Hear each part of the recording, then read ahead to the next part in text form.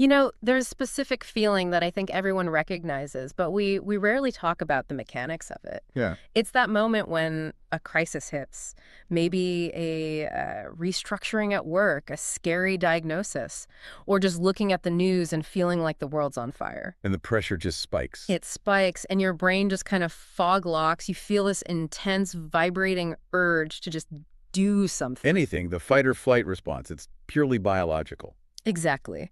But in the modern world, we don't really fight and we can't really flee. So we react. We look at what everyone else is doing. We doom scroll. We make a rash decision just to, get rid of the tension. And that failure mode is really the universal struggle. We fail at it because we don't have a system. We rely on instinct.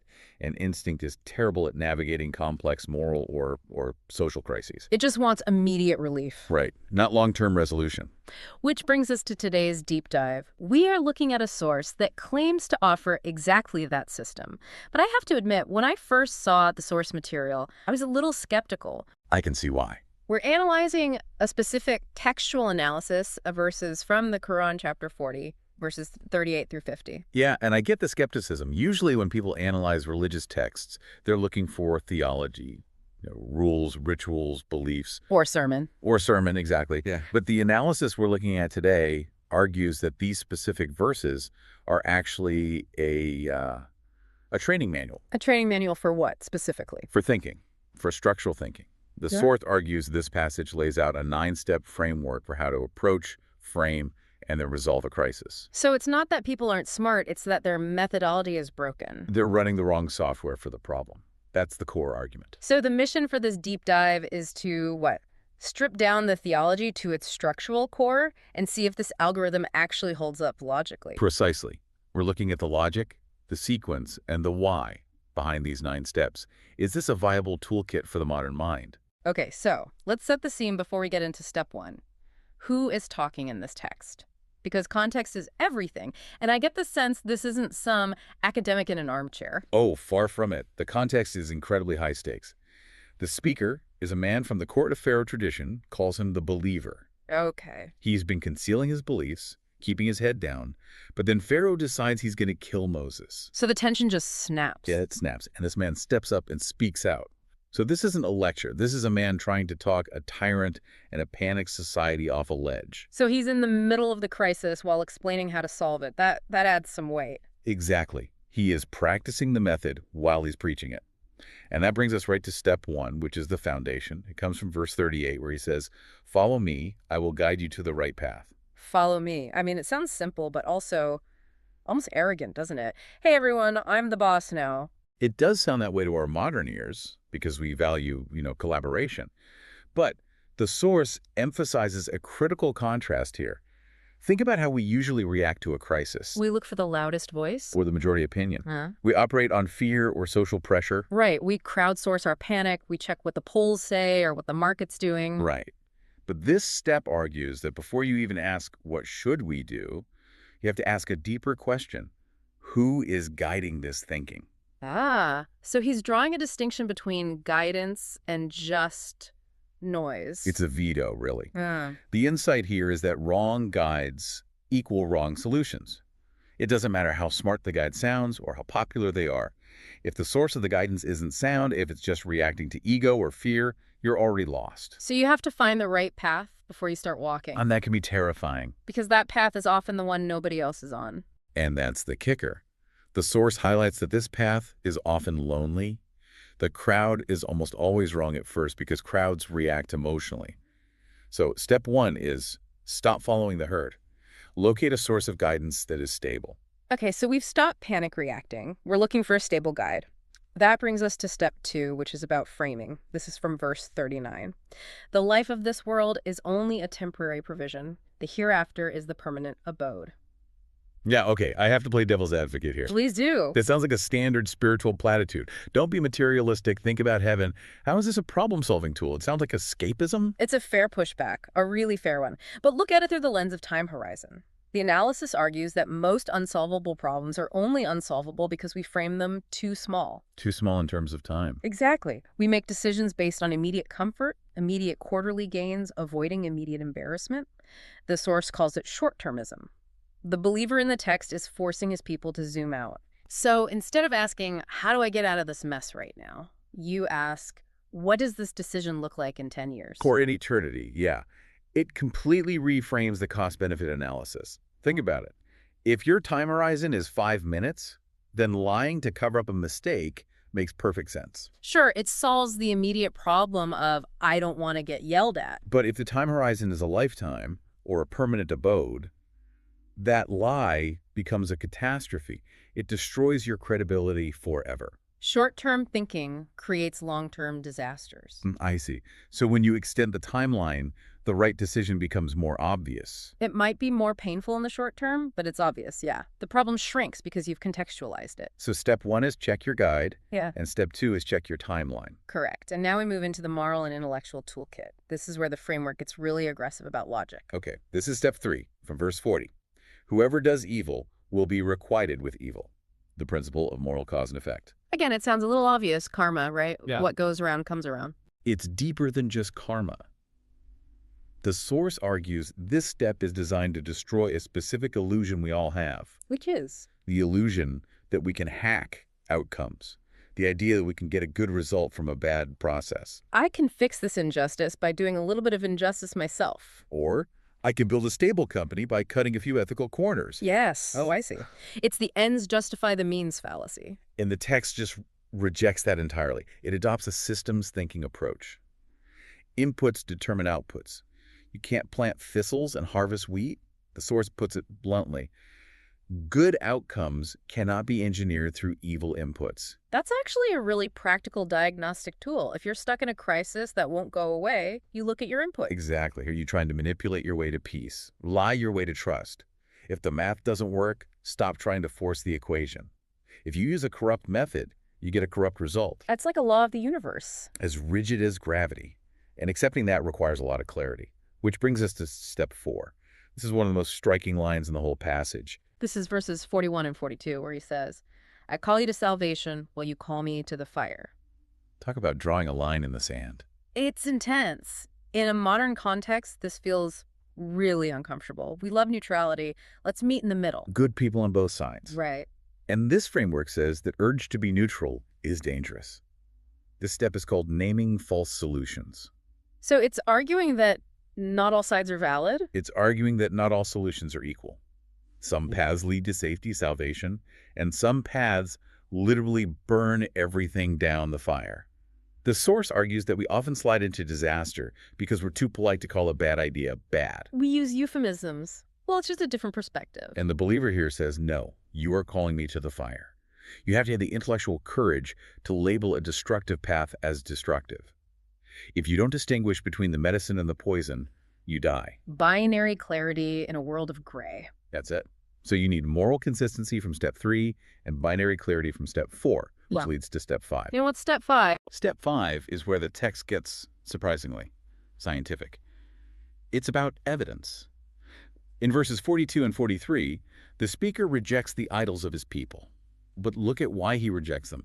He says he refuses to serve that about which I have no knowledge. No knowledge. That's interesting phrasing. Not, I don't like them or they offend me. He attacks the epistemology. Bang on. The source calls this evidence versus slogans. The crisis in the text, and most crises in our world, are driven by people rallying around unproven authorities. Slogans, traditions, charismatic leaders. Conspiracy theories. Trust the plan. Because we've always done it this way. Because the party says so. And this framework says, show me the data, show me the knowledge.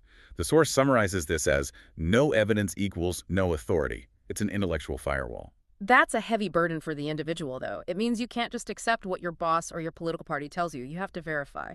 And that's the realization here. This isn't a passive faith. It's an active, rigorous interrogation of reality. You have to strip away the emotional loyalty and just ask, does this actually explain reality? Does this have real power? Or is it just a slogan? Okay, let's pause and recap the thinking phase. We verified our guide, extended our timeline, checked our moral inputs, named the false solutions, demanded evidence. That's a lot of mental work. It is. But now that the thinking is sound, you have to move to action.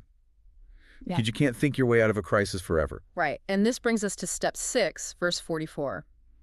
I entrust my affair to God. Now stop right there. I know what the skeptics are thinking. Here comes the cop-out. Exactly. Take the wheel. Or I'll just pray and do nothing. But that's not it. The analysis here is crucial. This is not passivity. Look at the sequence. Did he start with his prayer? No.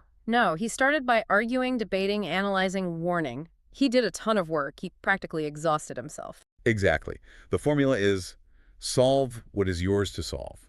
Exhaust your capacity. Then and only then do you entrust the outcome to God. It's about the limit of your own control. It's about preventing burnout. The source notes that burnout happens when we refuse to release the uncontrollables. We obsess over the result, not the action. We lose sleep over things we literally cannot influence. So step 6 is a mechanism for mental preservation. Do the work, then release the result. Correct. If you don't release it, the anxiety will crush you. You have to entrust the affair. It's the ultimate stress management technique, but you have to earn it with effort first. But here's the rub. Even if you do everything right and you entrust it, sometimes things don't get better right away. In fact, sometimes they get worse. And that is step 7, truth and delay. Verses 45 and 46 describe the outcome. God delivered the believer, and the bad guys were eventually destroyed. The happy ending. Eventually. But the text implies a gap. The source highlights that delay does not equal failure. That's a tough one for our instant gratification brains.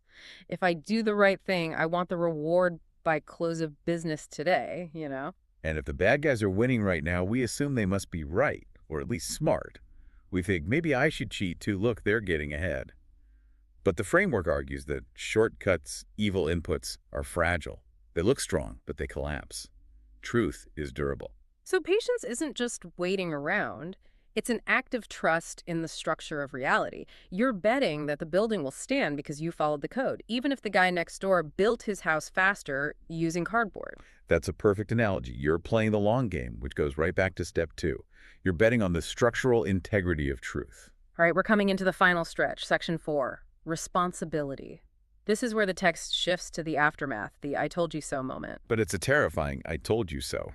Step 8, verses 47 and 48. The scene shifts to the hereafter. The followers, the people who just went with the flow, are arguing with their leaders in the fire. They're saying, we were just following you. Can't you help us out? Take some of this heat off us. It's the ultimate attempt to outsource responsibility. I was just doing what the experts told me. I was just following orders. I trusted the algorithm and the leaders. They admit they are powerless. The source calls this concept no outsourcing. No outsourcing. I like that. The argument is you cannot outsource the burden of conscience. Even if you are the lowest person on the totem pole, if you follow a wrong guide, back to step 1, you own that choice. Wow. Delegated thinking is still your burden. That hits hard. It means there are no victims in the realm of moral decision-making. Not when the signs were clear, no. If you chose to turn off your brain because it was easier, you are responsible for where your feet took you. And that leads to the final, and honestly, the scariest step. Step 9, the trap of panic, verses 49-50. This depicts the emergency prayers. The people in the crisis, now fully realized, are screaming for help. They're asking for a way out. And the response they get isn't a solution. It's a question. Did not your messengers come to you with clear signs? Which is basically saying, didn't you have the data? Didn't you see the red flags? Didn't you have the chance to think? And because they ignored all that. The prayer is invalid. The source calls this the hard truth of timing. Meaning there's a point of no return. Meaning that panic is not a strategy. You cannot ignore structural integrity for 20 years and then pray the building doesn't fall when the earthquake hits. The solution was in the maintenance. The solution was in step 1 through step 5. Exactly. If you wait until the consequences are locked in to start thinking clearly, it's too late. The framework is preventative. The lesson is, do the hard thinking before the heat gets too high. Wow. Okay, let's zoom out. We've covered so much ground. It's not just a religious story. It's a full cognitive architecture. It is. Let's just run through the core method summary to lock it in for everyone. 1, vet your guidance. Don't follow noise. 2, frame for eternity, not the moment. 3, moral inputs only. No hacking the system. 4, call things by their names. No false neutrality. And 5, demand evidence. No blind authority. Then moving to action. 6, exhaust your effort, then surrender the outcome. 7, trust that truth outlasts delay. 8, own your choices, no outsourcing. And 9, solve problems before they become consequences. It's a call to maturity. intellectual and spiritual maturity. It really challenges the way we operate daily. We usually want the quick fix, the popular opinion, and, someone else to blame if it goes wrong. And this text says, that is exactly why you are failing. Yeah. That is why your crises never seem to end. You're trying to build a life on slogans and shortcuts. So what's the big takeaway? How does someone apply this tomorrow morning? I think the so what here is to realize that thinking is a discipline, not a reflex. You have to train for it. When the next crisis hits, big or small, just pause. Don't react. Run the checklist. Run the checklist. Ask yourself, am I reacting to fear or am I following a sound guide? Am I looking at next week or next decade? It moves you from being a victim of circumstance to being a navigator of reality. Exactly. It's about reclaiming your agency. And I think that brings us to a provocative thought to leave everyone with. The source talks a lot about delegated thinking, this idea that we hand our brains over to others because it's easier. It is the path of least resistance. It feels safe in the herd. So here's the question for you, the listener. If you are currently facing a problem that feels totally unsolvable, a relationship that's failing, a career dead end, a community issue, ask yourself this: is it unsolvable because it's impossible? Or is it unsolvable because you are using a corrupt method, trying to get a good outcome from bad inputs? Or, even scarier, have you simply handed the thinking over to a wrong guide, a pundit, a trend, a toxic friend, because it was easier than standing alone? Maybe the first step to solving your problem isn't doing something new. Maybe it's thinking something true, something to chew on. This has been The Deep Dive. Thanks for listening. Until next time.